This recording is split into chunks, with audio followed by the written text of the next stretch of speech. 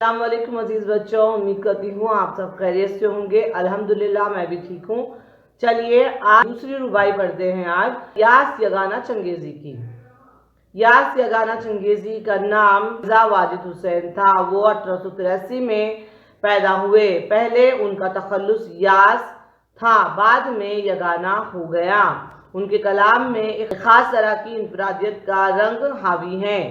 बोलचाल के ऐसे अल्फाज भी जो अदबी जुबान का हिस्सा नहीं होते, मायने में तेजी और तुंदी लाने के लिए यास यगाना उन्हें इस्तेमाल करते हैं।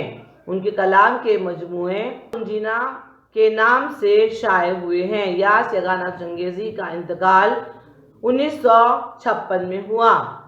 यास यगाना चंगेजी की रुबाई की तरफ जाने से पहले आइए हम रुबाई की तारीफ पर एक नज़र डालें। 4 मिसरों पर मुश्तमिल नज़म को रुबाई कहते हैं, जिसका पहला, दूसरा और चौथा मिसरा हम काफिया होता है। जैसे अकबर इलाहाबादी की रुबाई आपके सामने पेश कर रही हूँ।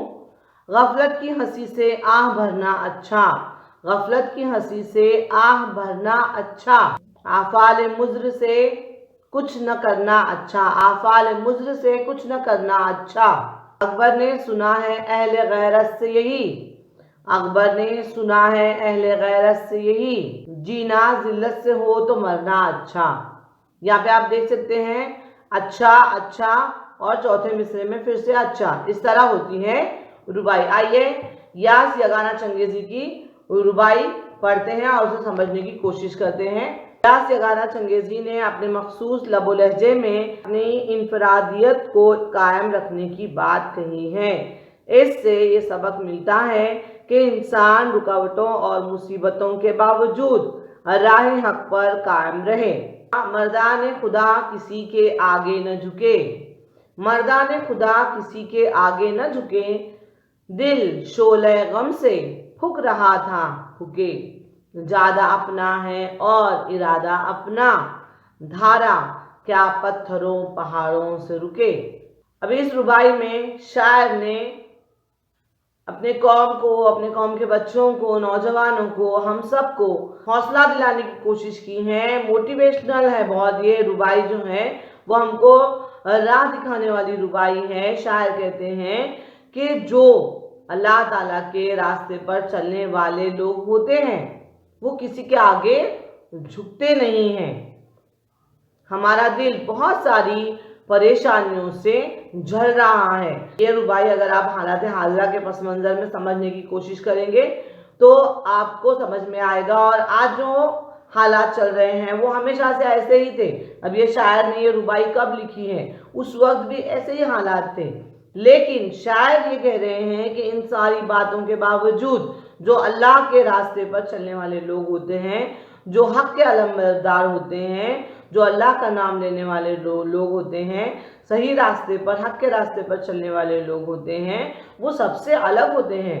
तमाम तर मुश्किलों के बावजूद बेशक हमारे राह में कांटे हैं, हमारे राह में अंगारे हैं, हमारा दिल जो है वो इस गम से दो चार है, बेजार है कि क्यों हमको हमारी तमाम तर कुर्बानियों के बावजूद, हमारी तमाम तर जाफिशानियों के बावजूद हुब्बुल वतनी का जज्बा हमारे अंदर भी कूट कूट कर भरा हुआ है, फिर क्यों हमारा दिल जो है वो हमेशा इनसिक्योरिटी से घिरा रहता है। इनसिक्योरिटी का गम हमारे साथ चिमटा हुआ है, हम इससे बाहर ही नहीं आ सकते। लेकिन शायर यहाँ पे मायूस नहीं होने की सलाह दे रहे हैं और ये कह रहे हैं कि हक पर चलने वाले लोग कभी किसी के सामने झुकते नहीं हैं, घबराते नहीं हैं। अगर हम सही रास्ते पर हैं तो हमको बिल्कुल भी डरना नहीं चाहिए। अगर हमारा दिल गम के शोलों से दहक रहा है तो दहकता रहे, तो आग को हमें ठंडा नहीं होने देना है किसी भी तरह।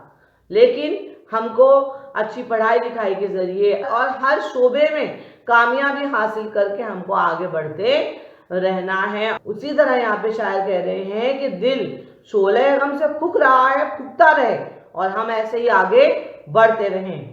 ज्यादा अपना है इरादा अपना, यानी रास्ता भी अपना ही है और इरादा भी अपना ही है। हम किस रास्ते पर चलें ये भी हमारा फैसला है और उस रास्ते पे चलकर मुश्किलें आएंगी, आपको अपना इरादा मुस्तहकिम रखना है, पक्का इरादा रखना है और अपने कदम आगे बढ़ाते रहने हैं। दुनिया में कभी भी कुछ भी ऐसे ही बैठे बैठे हैं और अचानक और ऐसे ही बगैर मेहनत के कभी कुछ हाथ नहीं आता, और अगर ऐसा कुछ हाथ आता है तो उसकी उम्र, उस कामयाबी की उम्र बहुत छोटी, बहुत कलील होती है। तो यहाँ पे शायद जो कह रहे हैं उसी बात को मैं आप तक पहुंचाने की कोशिश कर रही हूँ कि रास्ता भी हमारा है और इरादा भी हमारा है। तो जिस रास्ते पर हम चल रहे हैं, जिस हक के रास्ते पर हम चल रहे हैं, और उस हक के रास्ते पर चलते हुए हम जो कुछ भी काम कर रहे हैं उसको पूरा करने का, उसकी मंजिल तक पहुंचाने का इरादा भी हमारा है। हमको हमारा इरादा बिल्कुल पक्का और मुस्तकिम रहना चाहिए। हमको हमारे राह से कभी डगमगाना नहीं चाहिए। अब आगे बहुत अच्छी जैसे रुबाई की तारीफ है कि रुबाई पहले दूसरे मिसरे से आते हुए चौथे मिसरे पर आती है तो बहुत जोरदार बात हमारे सामने पेश करती है। वैसे ही ये आखिरी मिसरा है कि धारा क्या पत्थरों पहाड़ों से रुके, यानी जो पानी का बहता हुआ धारा होता है कभी भी वो पत्थरों और पहाड़ों से रुकता नहीं है। कहते हैं ना कि पानी अपना रास्ता बना लेता है, तो पानी की और ख्वाहिशात की तासीर एक ही जैसी होती है, वो कभी किसी के रोके रुकते नहीं है। तो यहाँ पे शायर कह रहे हैं कि हमको हमारा रास्ता भी चुनना है और इरादा भी बिल्कुल पक्का रखना है, मुस्तहकिम रखना है, डगमगाना नहीं है, क्योंकि बहता हुआ धारा कभी भी पत्थर आ जाए उसके रास्ते में, पहाड़ आ जाए उसके रास्ते में, वो रुकता नहीं है। हर धारे की मंजिल होती है समंदर, और समंदर तक वो किसी भी तरह पहुंचकर रहता है। अब आपको यहाँ पे एक और अक़वाल ज़री मैं सुनाना चाहती हूँ। कहते हैं कि पानी उस वक्त तक मौसीकी यानी म्यूजिक पैदा नहीं कर सकता जब तक वो पत्थर और पहाड़ों से टकराए नहीं। अगर बहते हुए पानी के रास्ते में कोई रुकावट नहीं आएगी, जो खल खल खल खल करता है ना झरना, वो आवाज़ अच्छी लगती है हमको, वो मौसीकी की तरह सुनाई देती है और वो याद रहती है आवाज़ हमको। तो ये उस वक्त मुमकिन है जब कोई पत्थर उसके रास्ते में आता है।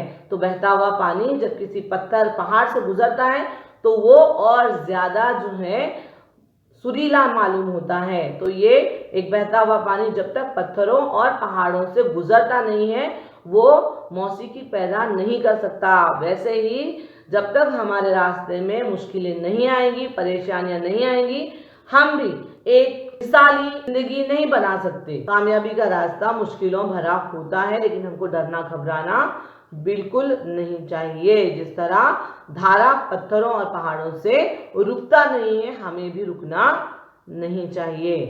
अब तक आप लोगों ने मेरी कोशिशों को सराहा है, मेरे काम को पसंद किया है। आपकी पसंदगी ही मेरी हौसला अफजाई है। मेरे वीडियोस को इसी तरह देखते रहिए, शेयर कीजिए, मेरे चैनल को सब्सक्राइब कीजिए। बहुत बहुत शुक्रिया।